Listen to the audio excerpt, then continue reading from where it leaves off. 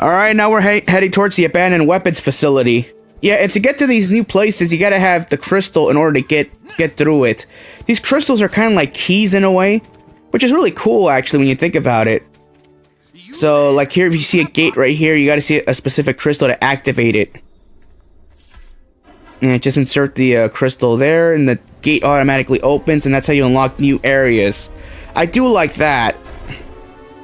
You know, it makes sense when you think about it, especially for an open world game. Alright, yeah, I mean, I just wanted to, yeah, and I'll show off this part right here. You know, there's so much to do here. Like, right here, you have a mission objective right here. I am not. Do you mind if I tell you my story? Okay. Yeah, so I decided just to show this part off, because why not? Yeah, there's, like I said, there's so many mission objectives you could do. Like I said earlier, you could do missions to get power glyphs, to get all the items. And of course, you could do regular missions, like if you meet a certain person in the game, because this is a big island we're at right now. So if you meet a specific person or something like that, you also get rewarded with the power glyph as well. So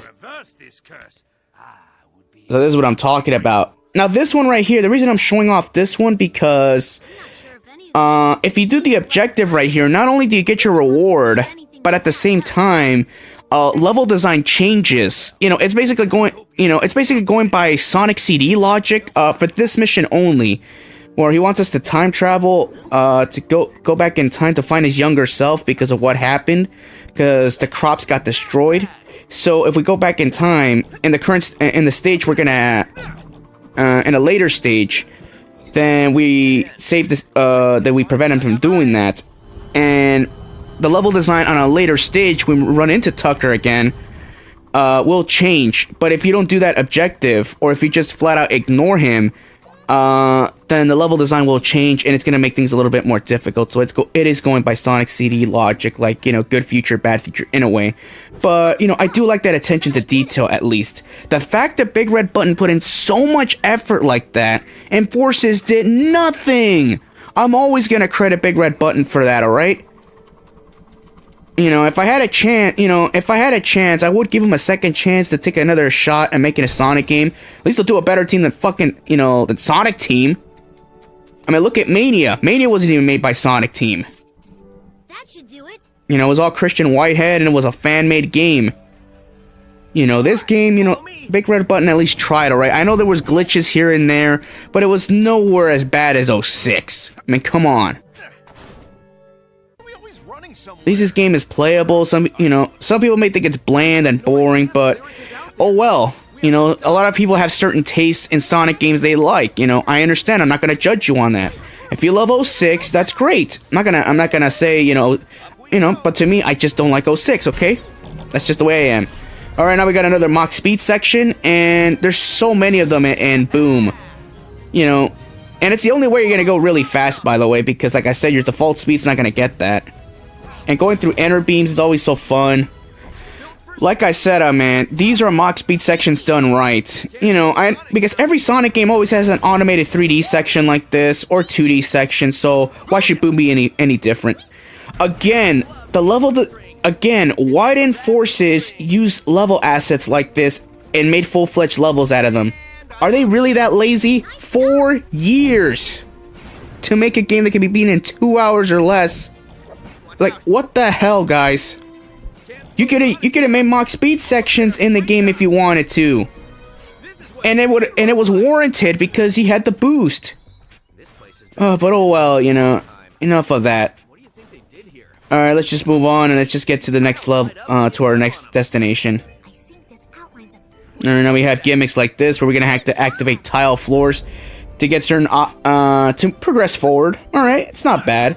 Yes, and this game has a lot of gimmicks. You know, I don't mind the gimmicks because at least a level with gimmicks is better than a level with no gimmicks.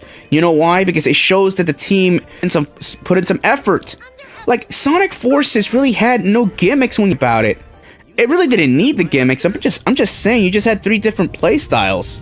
You had the OC with the Wispons, you had Sonic with his boost, and you had Classic Sonic just being Classic Sonic, you know, having, you know, terrible clunky controls and physics. But that's besides the point. Alright, now we just go through the enter beams like this. Not too difficult. A lot of civilization preserved for thousands of years. We'll wait here for you guys. Alright, so right here, this is where we split off again. This is a Amy and Knuckles area only. Going up. So, like I said again, like I said earlier, you know, please, you know, do what you can to practice as Amy or as Knuckles, because like I said, most people just are accustomed to using one character, and then they get upset that they can't use that character in later parts of the game. Like me, I'm showing off Amy because, you know, oh yeah, you know, because she's Amy Rose, she deserves it. And like I said, we had 2 branching pathways right there. We could have chose Knuckles and take the right path, or we could have chose Amy and take the left path. And me, of course, I'm gonna show off Amy. Continue upward, my friends. You guys are doing great. You see, like this. If you had Knuckles, you could take the wall. If you have Amy, just triple jump and do awesome acrobatics.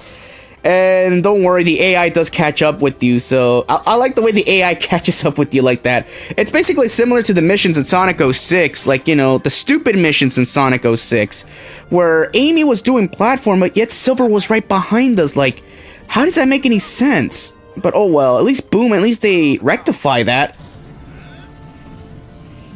There we go. Yeah, and you have, yeah, so there we go, we turn on the power right there. Alright. And of course, Tails and, Sonic and Tails get separated from the crew, so we have to take different paths. You guys okay? Looks like we've fallen through a trap door. We're trapped down here. We'll keep going forward and hopefully meet up with you ahead. Yeah. See, they have their own different path, but that's gonna be for another, another level. So right now, we're still gonna be in the Knuckles and Amy part. So here we go again, we have 2 different pathways right here. You can choose whichever character you want. So you do have options here. Alright, so we're gonna show off Knuckles here, because why not? Yeah, because I want to show off every character that I can, so don't think that I'm just gonna show off Amy and then Knuckles is not gonna do no platforming, and Knuckles is only gonna be doing the heavy lifting, which is the combat. There are certain instances where you could do that, but you know, I want to give every character, you know, their respective time. You know? And again, I like the fact that, you know, these characters are playable. And Forces, you know, I didn't like the fact that it was only Sonic, the OC, and Classic. That's the only thing that bothers me. You know, Forces was a huge disappointment because you're at war here. It's basically a war. Why couldn't we play as Knuckles in that game? I mean, he was the commander, for fuck's sakes. We can use Knuckles, Vector, you know, any of the Chaotix, you know, Amy to an extent. You know, I'm just saying, you know, when you make a game like that, it's very important to make those kind of characters playable or do mission objectives or something. You know, it would have extended gameplay, that would have been fine, and it wouldn't have been cheap padding because it would have made sense. You're all at war with Eggman and Infinite. It calls for it. Alright, yeah, so right now we're just doing combat here. Now, Amy's ability, she does have the hammer swing like that, and I almost nearly fell off the edge right there. So that's why for Amy, I like to keep the combat either in the middle, not in an area where it's by a pit. You know, Knuckles is more, you know, tailor-made for combat, so that's why. Yeah, but if you want to use both, you can use both characters at once. If you have a second controller, you can use all 4 characters at once if you have 4 controllers. So it does have up to 4 player support. There are missions, there are certain aspects where you have all 4 characters at the same time. I showed off Amy doing that cool triple jump. Hey, Amy deserves this. Seriously, because to this day, this is the only playable game she's at, not counting, you know, not counting the mobile games. You know. You know, so one way or another, you're probably gonna say, that 06 is a bad game, even though Amy's playable. Yes, but her playstyle is not good in 06. You know, so one way or another, you're gonna say that your favorite game of all time has Amy as a playable character, and yet the worst game you hate, Amy's a playable character.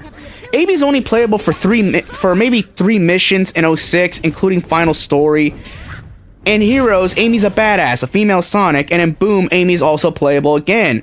Especially in platforming segments, or in combat, whichever you prefer. You know, hammer swing like that, or we just switch to Knuckles and just take out these giant Mook enemies. Yeah, and Knuckles could do a charge punch. You know, kind of like a Falcon Punch in a way.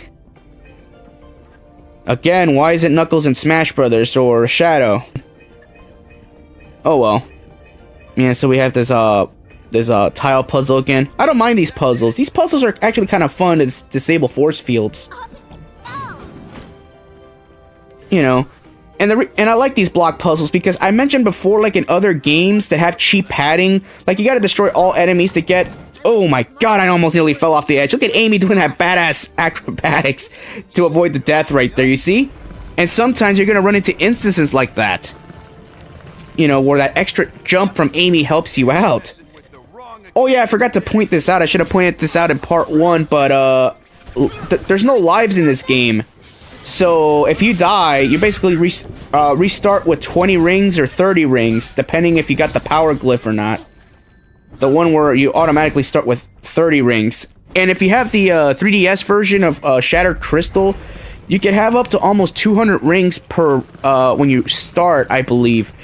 You have to have that account linked to one of those things where you check your one of those teleporter things, which I'll show off later. In order to sync your you have to sync the data. I'll point that out later. Yeah, so this game lives are basically meaningless. So you can die as many times as you want. You won't be penalized for it. And you always spawn at the area where you died too. So don't think that, you know, this game punishes you for death. It doesn't. You know, and Sonic Forces, I think, carries that too. There's no lives in that game.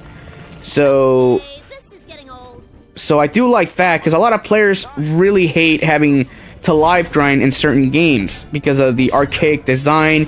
They hate live grinding. They hate the fact that if they get a game over, they have to redo the whole level again because of a cheap death or an unfair boss fight. Alright.